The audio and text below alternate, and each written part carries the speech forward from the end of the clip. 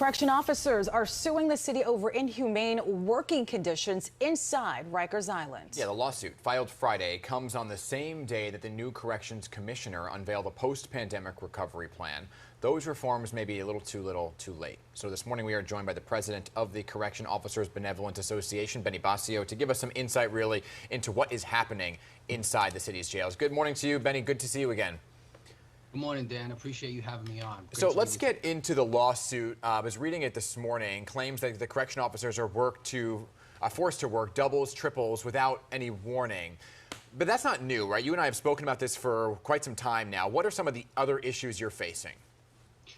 Yeah, well, we've been sounding the alarm for quite some time. And, you know, no essential workforce consisting of first responders should have to sue the city and state for basic safety and health working environment, you know. Officers are working 25 plus hours without meal breaks, food, water, medical attention is being refused. I had a correction officer appendix burst after he repeatedly asked for a medical emergency. It took 30 minutes to relieve the officer. We are working in very inhumane working conditions, and we're trying to get the court to compel the Department of Corrections to basically follow basic labor laws. Yeah. So, Benny, has the union been able to actually sit down and address these conditions with the new D.O.C. commissioner? Yes, we have sat down with the new D.O.C. commissioner. He sounds like he wants to help us. Many of the issues that we brought to his attention, we've been sounding off for years now.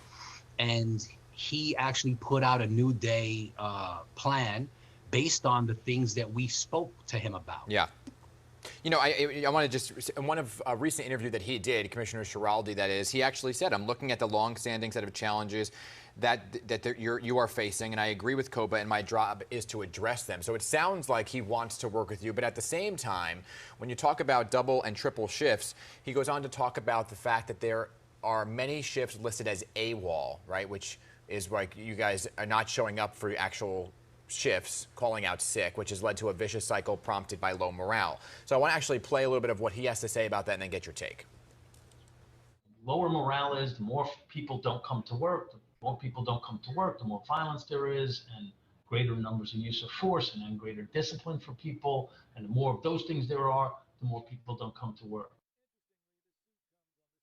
When you look at the numbers, Benny, how is the union addressing the fact that last month there were more than 2,700 instances of COs not showing up for their shifts? Does that contribute to those inhumane conditions that you're speaking of?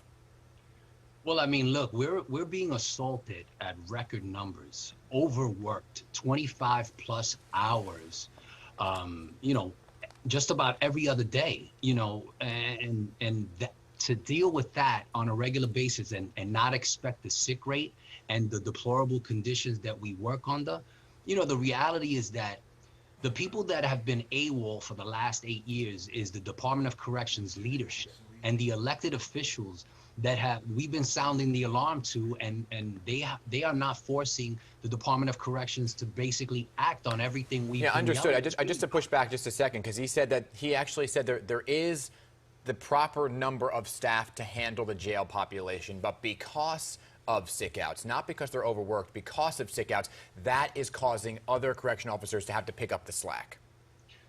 Well, Dan, they haven't hired correction officers in over 2.5 years. Over 1,000 correction officers resigned since January of 2019. We are dealing with a more violent inmate today. Our female officers are getting sexually assaulted and harassed. And there is a high number of officers that are healing from broken bones, you know, puncture wounds. Like, there are no consequences for inmates, it seems, anymore. And we're the ones that are getting injured at a high rate. So yes, you're gonna have a sick rate out. When you're housing inmates by gang affiliation and we're outnumbered to begin with, and we're in a disadvantage, you put us in more of a disadvantage now by doing that. And we're threatened, assaulted. So, you know, the city of New York and the agency has to reimagine staffing levels, because we are gonna have officers that are, recovering from major injuries. And Benny, you're right, because it all does seem to be a domino effect. Just this year alone, we've seen 4 inmates manage to walk out of Rikers, mistakenly released. What do you think is the source of that if it's not having more people and more staff there? What do you think is the remedy to that? Well, the remedy is we need more correction officers. We have the real estate to spread out the population, to have less inmates in each housing area and more correction officers so we could have a safe working environment. You know, officers are being assaulted on the regular, and something has to be done. I mean, I've testified at city council hearings. I've had major meetings with everybody that listens, and nobody's doing anything to help us. Yeah, you know, I've covered those assaults for quite some time, Benny, here on PIX11. The commissioner wants to hire 400 additional officers as part of his plan. Real quick, because we're almost out of time, here is some of what he actually says he wants his pandemic recovery plan to look like, but I want to specifically zero in on that 400 number. Real quick before we go, is that enough? No, it's not. I asked for 2,000 correction officers. That's what we need to effectively do this job, because they have to have anticipation of people being out because of the assaults that are through the roof. Right. We're going to have correction officers out. Okay. And we need 2,000 correction officers working 30+ hours a day. How can we physically defend ourselves, physically defend inmates? Inmate services are not being provided to them because we don't have the staff to do it. Understood, Benny. Okay, we're simply out of time here, but keep us posted on the lawsuit. You know, we'll cover it every step of the way. Appreciate you joining us this morning, Benny.